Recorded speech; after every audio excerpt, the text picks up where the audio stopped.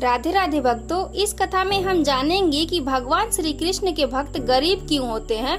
तो कथा इस प्रकार है। एक बार नारद जी ने भगवान से प्रश्न किया कि प्रभु आपके भक्त गरीब क्यों होते हैं। तब भगवान बोले, नारद जी मेरी कृपा को समझना बड़ा कठिन है। इतना कहकर भगवान नारद के साथ साधु वेश में पृथ्वी पर पधारे और एक सेठ जी के घर भिक्षा मांगने के लिए दरवाजा खटखटाने लगे।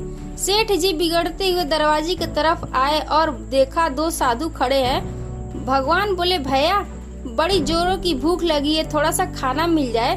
सेठ जी बिगड़ते हुए बोले, तुम दोनों को शर्म नहीं आती? तुम्हारे बाप का माल है, कर्म करके खाने में शर्म आती है। जाओ जाओ किसी होटल में खाना मांगना।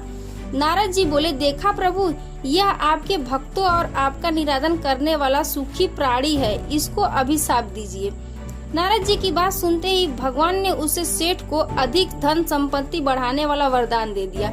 इसके बाद भगवान नारद जी को लेकर एक बुढ़िया मैया के घर में गए, जिसकी एक छोटी सी झोपड़ी थी, जिसमें एक गाय के अलावा और कुछ भी नहीं था। जैसे ही भगवान ने भिक्षा के लिए आवाज लगाई, बुढ़िया मैया बड़ी खुशी के साथ बाहर आई।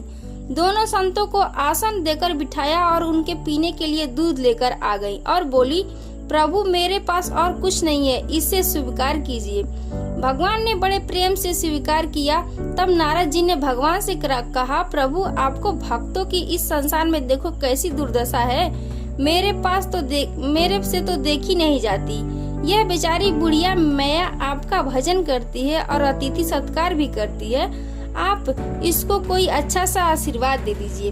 भगवान ने थोड़ा सोचकर उसकी गाय को मरने का अभिशाप दे डाला। यह सुनकर नारद जी बिगड़ गए और कहा, प्रभु जी यह आपने क्या किया? भगवान बोले, यह बुढ़िया मैया मेरा बहुत भजन करती है, कुछ दिनों में इसकी मृत्यु हो जाएगी और मरते समय इसको गाय की चिंता सताएगी कि मेरे मरने के बाद मेरी गाय को कोई कसाई न ले जाकर काट दे।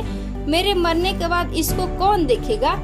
तब इस मैया को मरते समय मेरा स्मरण न होकर बस गाय की चिंता रहेगी और वह मेरे धाम को न जाकर गाय की योनि में चली जाएगी। उधर सेठ को धन बढ़ाने वाला वरदान दिया कि मरते वक्त धन तथा तिजोरी का ध्यान करेगा और वह तिजोरी के नीचे सांप बनेगा। प्रकृति का नियम है, जिस चीज में अति लगाव रहेगा यह जीव मरने के बाद वही जन्म लेता है और बहुत दुख भोगता है। अतः अपनी चिंतन प्रभु की तरफ अधिक रखें। ऐसे ही और किस्से कहानियों के लिए मेरे चैनल को सब्सक्राइब करें और वीडियो को लाइक करें। जय सीताराम।